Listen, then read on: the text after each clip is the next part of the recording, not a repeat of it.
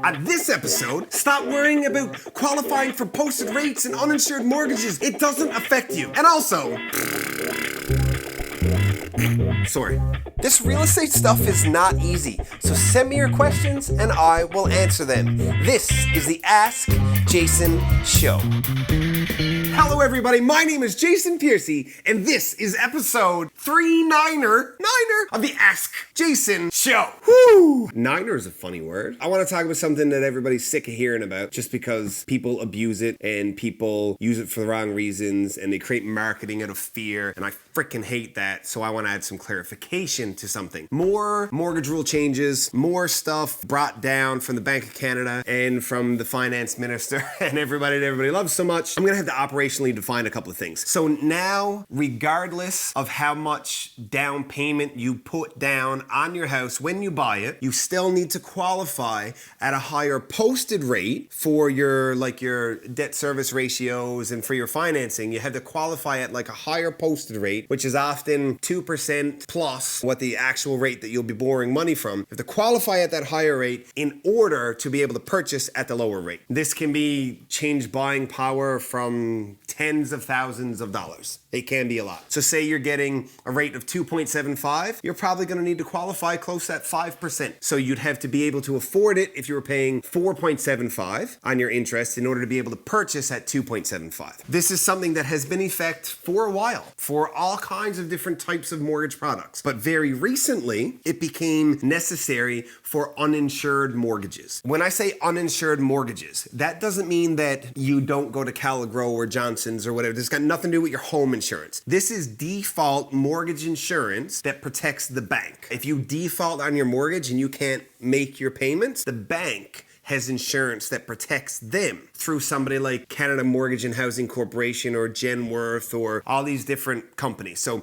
an unconventional mortgage is a mortgage of 20% of less than 20% down payment, which means you're required by law to have default insurance on your mortgage to protect the bank. A conventional mortgage is one where you put 20% or more down, so you're only financing 80% or less, and in that case you don't need to have that default insurance, and there's a whole calculation that goes into why not. But that's not the point. So now, even if you're putting 20% of your purchase price down to buy a house, you still need to qualify to be able to afford that payment at this posted rate by the Bank of Canada versus the discount rate that the bank is actually going to lend you the money at. There's all these stupid viral posts going out there about how this is going to lead to a crash in the market and how it's so bad for people. It's like, everybody just needs to shut up about this because it really, seriously, it makes almost no impact in our local market. Do you know who's going to have a pain in their rear in situations like this? Foreign investors who are buying up entire condo buildings in Toronto and Vancouver, like hundreds and hundreds of units. It's going to be a pain for them. Why are they doing things like this? Well, it's because their money is in trouble if they keep it in India or China or Japan.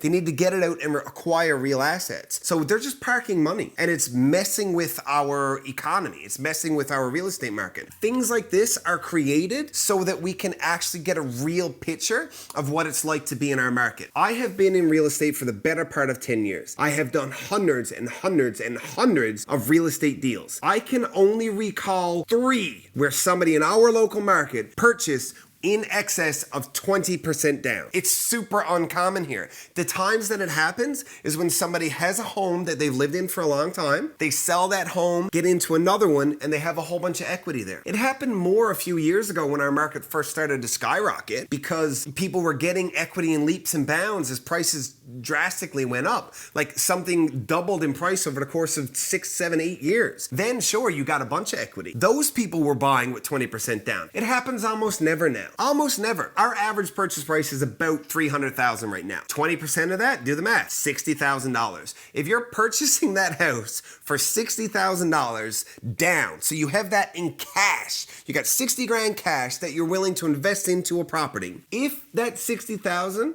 was $59,999, less than 20%. You still had to qualify for the posted rate. Those are the rules. So now because you have that one more dollar, you still have to qualify for the posted rate, and everybody seems to think this is a problem. This will affect almost no people. Stop worrying about it. It's not a big deal. I don't have anything else to say about that. So I think that's basically it. I just got through an entire episode without a single sip of coffee. I just sip. I don't know why I did that. My lips feel funny now.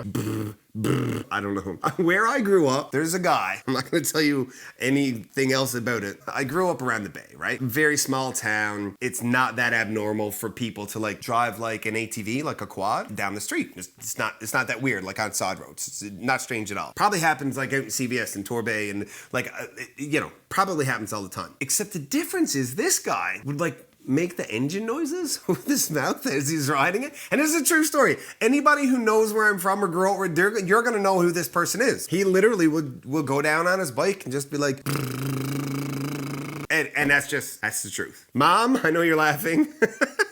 And I'm sorry if I offended anybody. That's just a cute story. Great guy. Great dude. Really good guy. Admired in the community, but just his way to the store all the time. That is everything for today. Thank you very much for watching, and we will see you next time. The Ask Jason Show exists so that you can get good real estate related information from a resource that you can trust. Now, speaking of resources you can trust, here's a couple I would trust to work with my mom. Because good enough for mom, I mean, good enough for you.